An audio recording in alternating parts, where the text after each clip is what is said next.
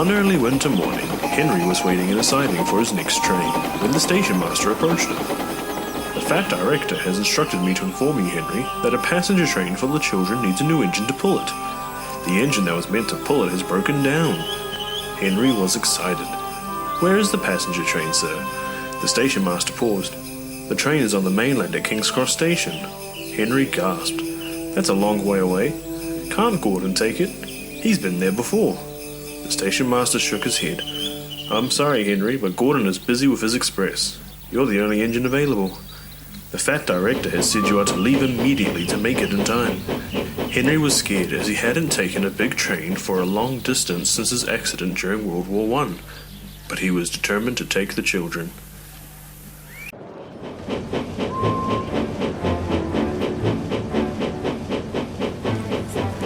Henry arrived at King's Cross Station but couldn't find the passenger train. His driver asked a nearby station master where the train was. The station master replied, "We have no passenger trains filled with children here. Your controller must have been misinformed." Henry doubted the station master, as he knew the fat controller was not someone to be misinformed or pass on miscommunication. Henry noticed a young boy listening in on the conversation. The boy saw Henry and waved. Henry smiled back. "Hello, what's your name?" The boy nervously said, "Fleamont. What's yours?"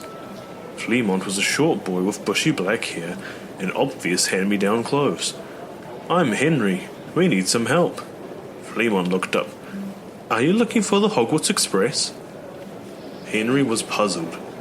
"Is that the train full of children?" Fleamont nodded. "My father said that the entrance to the platform is through some buffers outside a cracked wall on the opposite side of the station. The platform number is 9 3/4. Henry was even more puzzled, but before he could say anything, Fleamont ran towards platforms 9 and 10 and ran through the wall, disappearing entirely. Henry was speechless. Hey driver," Henry whispered. "Yes, Henry," his driver replied. "I heard from a reliable source that the entrance to the platform is through some buffers by a cracked wall on the opposite side of the station." Henry was afraid his driver would laugh at him, but he was wrong. "I see," said Henry's driver. "Off we go." Henry was having a really puzzling day, but listened to his driver. Henry was facing the cracked wall. He was worried. "Don't worry, Henry," called out his driver. "Just chuff slowly and you'll appear on the other end of the wall." Henry chuffed slowly towards the buffers, and as his front met with the buffers, they disappeared along with the rest of Henry. Henry saw he was now at platform 9 3/4, and he was amazed at the sight. A warm orange light filled the station, unlike the industrial King's Cross. The lampposts were replaced with fire torches hung by the walls. The previous white platform signs were now red with gold lining around them. Henry had never seen such a magical sight. He saw the train on the other track, waiting for its engine. Henry backed down on the train and saw Fleamont again. "Thank you for helping me, Fleamont. You are a really useful boy." Fleamont smiled. "You know," he said, "my father's name is Henry as well," and then ran aboard the express. Henry smiled. "All right, Henry," called out his driver. "Our stop is a station called Hogsmeade in Scotland. Can you get us there, old boy?" Henry gleamed. "Of course, driver." The guard's whistle blew, and Henry steamed out of the station through the magical cracked wall.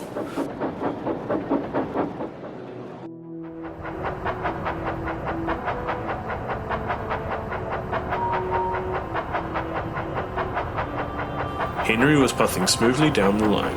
The track he travelled on was sheltered by the industrialised world by tall trees and overgrown bushes. It stopped once Henry was out of London and travelling through the countryside. He had been travelling for quite a while and noticed that the sun was beginning to set. Henry was getting worried. His accident happened at night during the snow, the same conditions he was in right then and there. Henry began to slow down. His driver called out, "Don't worry, Henry, this won't be like last time. I promise you, it will all be okay." Henry felt comforted by his driver's words and started to be more confident. Suddenly, a dark mist swooped down from the sky. Henry had never seen such a thing.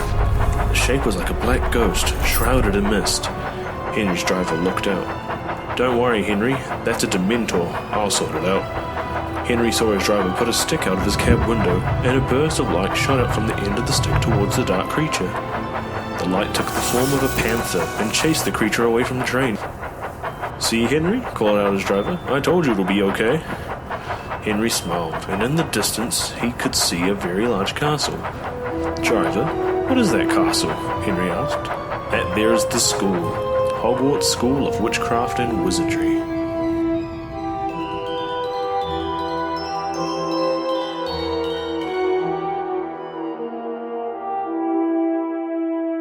Henry came to a stop at Hogsmeade Station. "Hogwarts? Witchcraft? Wizardry?" Henry spluttered. "Are you saying that magic exists?" Henry's driver laughed. "Yes, Henry, there is. There's magic everywhere, even on Sodor." Henry gasped. "Are there magic engines?" Henry's driver thought for a moment. "I think there are a couple in existence that I know of, but I don't know where they are." "What are their names?" asked Henry. "Lady and Proteus," replied his driver. "But Henry, you must not tell the other engines. This has to be our little secret. People can't know about magic. They'll get scared and worried." "Why?" asked Henry. "Because," his driver explained, "people get upset about things they don't understand, like you did with the Dementor earlier." Henry pondered. "I see. I'll make sure I keep this between us." His driver smiled. "There's a good engine. We best find a place to rest. We have a long journey back home tomorrow." Henry started to steam and saw Fleamont waving at him. Henry whistled in reply before he heard a long-bearded man in robes call out, "Potter!" and Fleamont scurried away.